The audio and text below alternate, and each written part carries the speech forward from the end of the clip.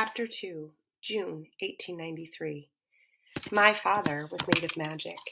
Not real magic, of course. I knew magic wasn't real.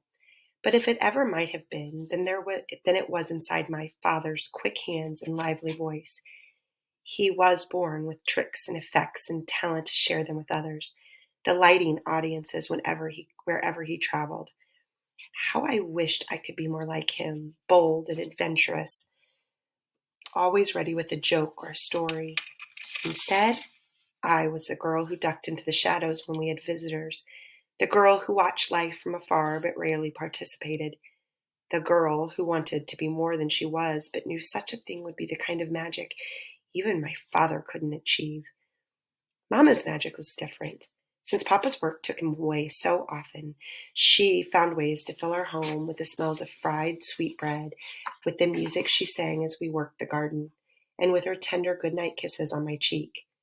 Those times were special, but nothing replaced the moments when we were all together. I loved to sit at Papa's feet by the fire, watching him prepare for his shows, letting him test his tricks on me to see if I could guess the secrets. By now I could, of course. I'd seen every trick 100 times and could do many of them myself, but never in public, never like him. You can be like him in other ways, Mama often said on the nights Papa was gone. Be happy like him, be smart like him, but do not travel like him. That's not for you. I had no wish for that either. Lithuania was a dangerous place to live. My parents had often explained it as their reason for keeping me on their little farm. Our country was occupied by Cossack soldiers from Russia, the empire that claimed Lithuania as its own. Lithuanians disagreed, of course, but we were a small country of farmers and simple peasant folk. What were we supposed to do against such a vast empire? We're supposed to keep our heads down and obey their laws, Mama said whenever my father broached the question, and then she'd steal a glance at me. For Audra's sake. All of this is for Audra's sake, was always Papa's answer. Those conversations continued late into the night, long after they thought I was asleep, and those were the moments when I realized that something about my father's work had begun to make Mama nervous. Has this gone too far? She'd whisper. Have we risked too much? It wasn't the first time she'd asked that question, but lately Papa was taking longer to answer. On this night, he finally replied, Everything is fine, my love. This work is more important now than ever. And then his work wasn't magic shows, not really. My father must have been involved in something more serious when he traveled, something that made Mama anxious. And then she offered another question. Do you think Audra suspects something? If I did, then that was all I had, a suspicion of something. And Papa's assurance that I didn't know what they were doing began to feel like an itch I couldn't scratch. I needed answers. And to get them, I began secretly listening on their conversations, becoming so good at it that I could sneak up close enough to touch them. They wouldn't realize I was there. One scrap of information at a time, I began to understand that something in my father's travels was illegal and dangerous, and that Mama feared one day he would make a mistake, and we'd all be in trouble. Every discussion they had ended in the same way, with their agreement to keep me out of their business. That is until the summer after I turned 12. On the evening of the summer solstice, Papa said to my mother, Audra should come with me tonight. I immediately sat upright, wondering what might have made him suggest such a thing. He was seated in his chair at the table and had been reviewing a card trick for tonight's performance. Laid out on the table was his brown leather shoulder bag, the one in which he carried most of his tricks. And at his side was a tall canvas sack containing extra clothes and provisions for his travels, from one village to the next. He wore that on his back and rarely traveled with anything more. Did you hear me, Lena? Papa asked, giving me a wink as he did. Audra should come. Mama didn't even look at him to answer. You're going on to other villages after the show. Audra won't know how to get back home. Mama was stirring a stew for the night, making extra for Papa to take with him. Her voice was usually soft and gentle, but I heard the warning in her tone tonight. There was no chance of me going. But he wasn't giving up. We'll stay in our own village square, and there will be festivities all around. She won't be in any danger tonight. How do you know that, Henry? People have disappeared from our village, and we both know why. Audra is still young. Will the soldiers care about that? My father set his cards down. She must learn to see our world the way it is. The way our world, Audra, is safer here. Ignoring danger does not protect us from danger. Let me teach her. His voice lowered almost to a whisper. I've been giving this a lot of thought. She's better off if she knows. Mama crossed the room to face him directly, standing at my side. Henry, we have an agreement. By then I was sitting up even taller, trying to figure out what they were talking about. What is the agreement? Mama, I want to know. Mama folded her arms. You don't understand what you're asking. I lowered my eyes, considering her words, while Papa said, But we do. We cannot refuse to teach her any longer. We agreed to do everything we could. But no more than that. Nothing that puts Audra in danger. She glanced at my father's canvas sack. Is everything packed and ready? Yes, including the most important part. My curiosity sparked. Can you show it to me, Papa? He opened his mouth to answer, but Mama took his hand instead. Help me carry in the milk, she said, pulling him outside, which meant they intended to finish talking where I couldn't hear.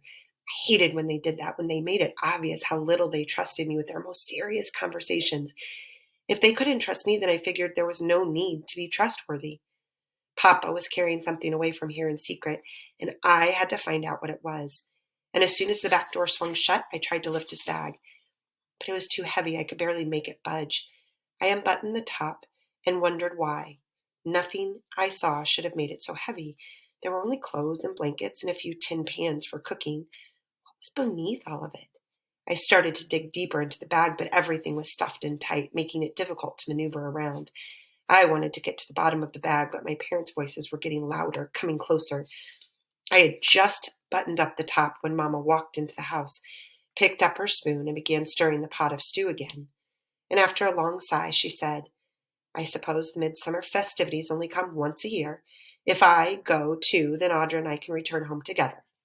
From where he stood in the doorway, Papa's eyes twinkled. They often did. It was one of the ways I knew magic was inside of him. I wanted my eyes to sparkle as bright. And Mama tried her best to smile, though all I saw in her eyes was worry, a glimmer of sadness. I noticed more and more often, especially when Papa was away for his shows. And last winter he had been gone quite a bit, though he'd left his bag of tricks behind. And on those trips she did more than worry. Sometimes I heard her cry in the nights, long after she thought I was asleep. Rubbing his hands together, Papa returned to the table and faced me. Even with your mother there, you must follow our rules. My heart leapt with excitement. Whatever the rules, whatever the conditions, I intended to agree to all of them. Anything so that I could go. I know the rules, I said. Avoid the Cossack. There is one policeman in particular you must avoid. His name is Officer Rusakov, and he is new to this district. He must have something to prove to his superiors, for he is strict with the law, all laws. We speak Lithuanian here at home, but out there it must be Russian, even if you believe you are surrounded by friends. Rusakov has spies, informants. I never caused trouble, Papa, you know that. I wasn't a rock thrown into the pond. I was a leaf that fluttered onto the water, where even the breeze wouldn't notice me. And if anyone asks about school, tell them you are not interested. I wasn't interested. I had enough to do to help around the farm. School could not offer me anything better than the life I already had. Also, if you should get lost, I can find my way home, Papa. I wasn't allowed in the village, but in the daytime, after I'd finished my chores, I sometimes wandered the forest behind our home, and I knew the trails well. My parents didn't know that, not even my father. Mama began stirring the stew again. If you want to go, then finish your chores. I immediately grabbed a basket to gather the eggs and went outside, lingering in the doorway long enough to hear Mama's whispers to Papa. I think we're being watched. I passed a package to a woman in the market last week and felt a shiver run up my spine. The door closed behind me, but I froze in place there, unable to fully understand what I had just heard. Mama was not a bystander in my father's work. She was part of it. When she spoke to Papa of the risks and the dangers, she was talking about her own safety too. And now they were speaking of sharing their secrets with me. I had spent months trying to find out for myself, but suddenly I didn't want to know. I wished I hadn't even overheard my mother just now. But I had, which would change everything about attending the midsummer festivities tonight. I needed to tell them that I knew more than they realized. Then at least we could talk openly. I turned to enter our home again, but instead I pressed my ear to the door, against the door in time to hear Papa say, "We're making a difference. I can feel it." "The Russians can feel it too," Mama said. "They've occupied our country for decades. Nothing we do will change that.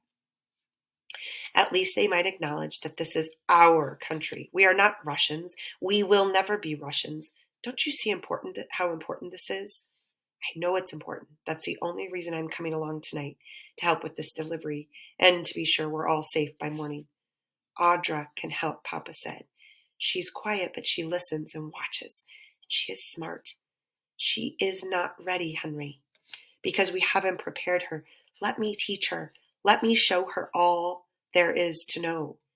"Another year," Mama said softly. "Another year, and then we will teach her, please." After a brief moment, Papa agreed.